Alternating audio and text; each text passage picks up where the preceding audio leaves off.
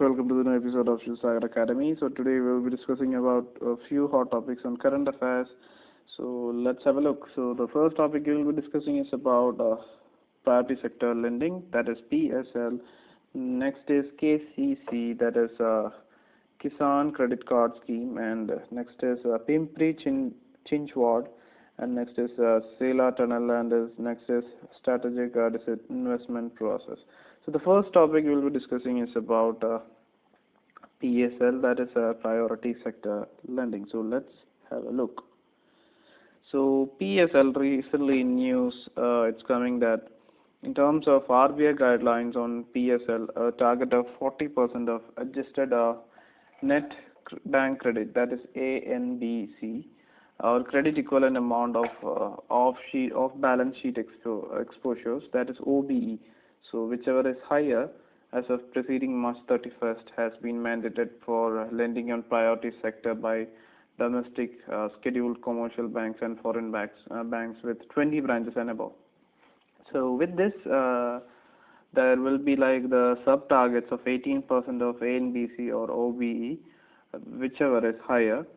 And as of presiding March 31st is of agriculture, and 10% of ANBC or OBE, whichever is higher, as of preceding March 31st, is for weaker sections, which includes among others persons from SC, STs and others.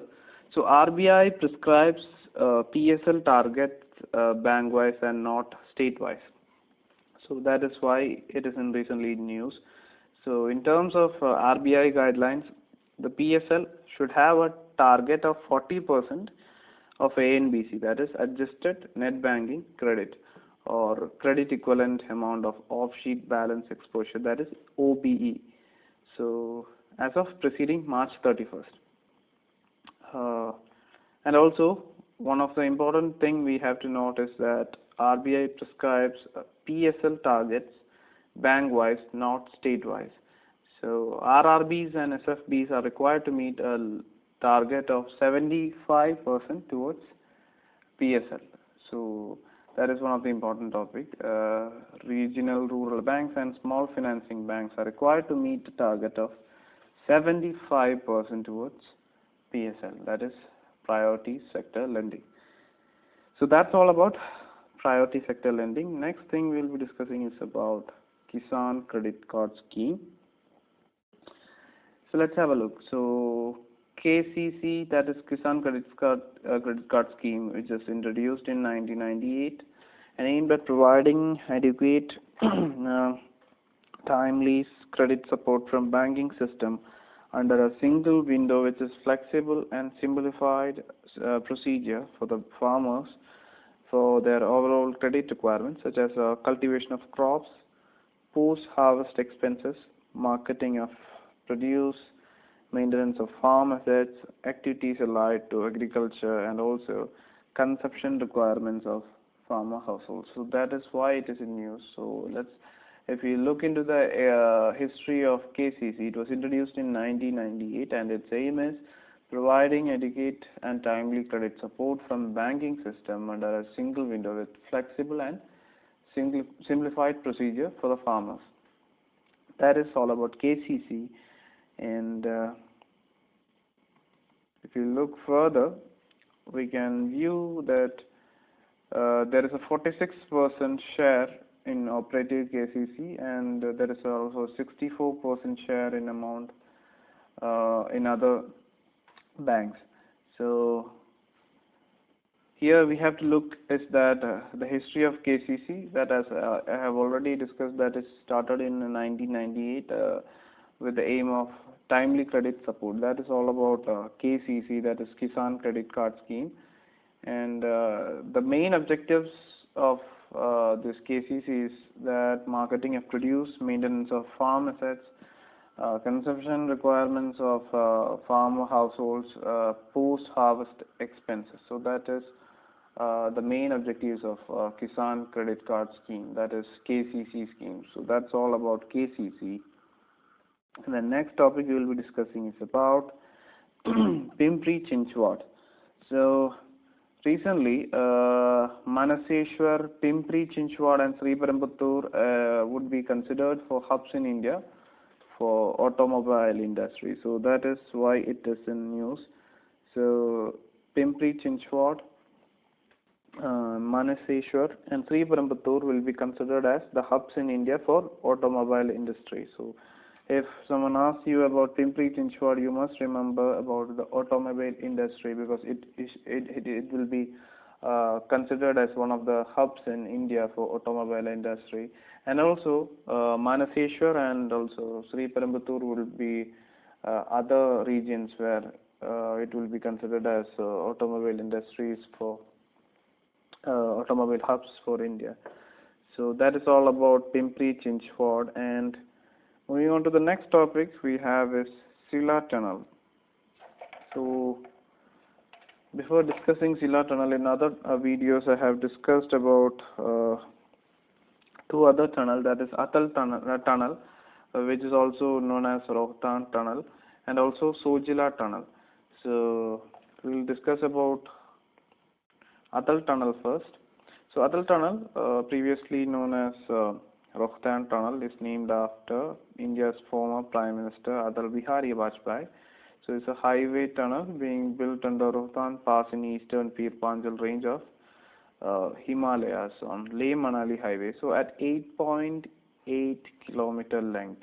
So the tunnel will be one of the longest road tunnels in India, and is expected to reduce the distance between Manali and Keylong by about 46 kilometers, and it's also located in Himachal Pradesh. So Sojila Tunnel is a 14.2 kilometer road tunnel under Sojila Pass and on Himalayas between Sonmarg and Dras town of Kargil districts of Indian Union Territory of Ladakh. Currently it's under construction. And next we will be discussing is about Sela Tunnel. So Sela Tunnel is an upcoming road tunnel in Sela Pass and is a step toward ensuring all-weather connectivity between Guwahati in Assam and Tawang in Arunachal Pradesh. So the three main tunnels we have here is Atal Tunnel, which was previously known as Rohtang Tunnel, and next is Sojila Tunnel, and the next is Sela Tunnel, which is the hot topic of current affairs. So Atal Tunnel is named as India's former Prime Minister Atal Bihari Vajpayee, and is a highway tunnel being built under Rohtang Pass. So in the eastern range of Pir Panjal range of Himalayas on Leh-Manali highway. So it's a 8.8 kilometer length tunnel. So it will be the longest road tunnels in India, and it's expected to reduce the distance between Manali and Keylong by about 46 kilometers. So it's located in Himachal Pradesh. So next we have is Sojila Tunnel. So it's about 14.2 kilometer road tunnel under Sojila Pass on eastern and Himalayas between Sonmarg and Dras town of Kargil districts of Indian Union Territory of Ladakh. So Sojila is under Kargil district of Indian Union Territory UT of Ladakh. And next is Sela. Sela is between Guwahati in Assam and Tawang in Arunachal Pradesh. So next topic we'll be discussing is about strategic disinvestment process.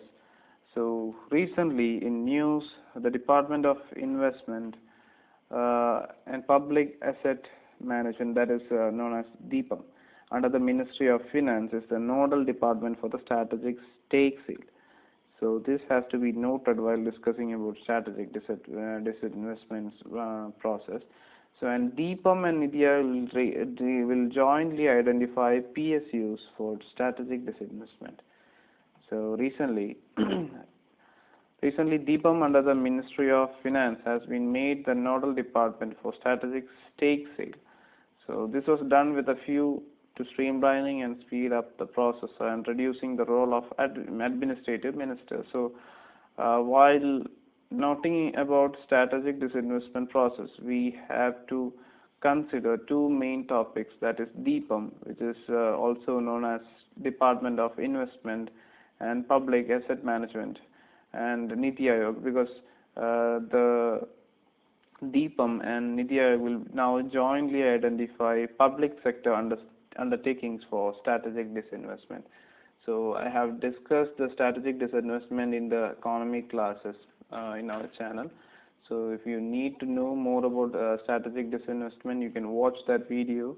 So as a quick revision, you have to know all about you can know all about strategic disinvestment processes that DPAM and which is Department of Investment and Public Asset Management and Niti Aayog will be responsible to identify how many or what kind of PSUs will be evolved in the process of strategic disinvestment. So that is all about strategic disinvestment process.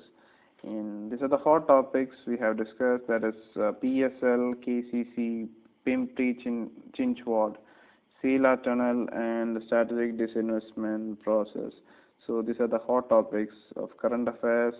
And if you like this video, kindly subscribe our YouTube channel Shiv Sagar Academy. If you have any comment, if you need any materials, if you have any suggestions, please comment below the comment box below.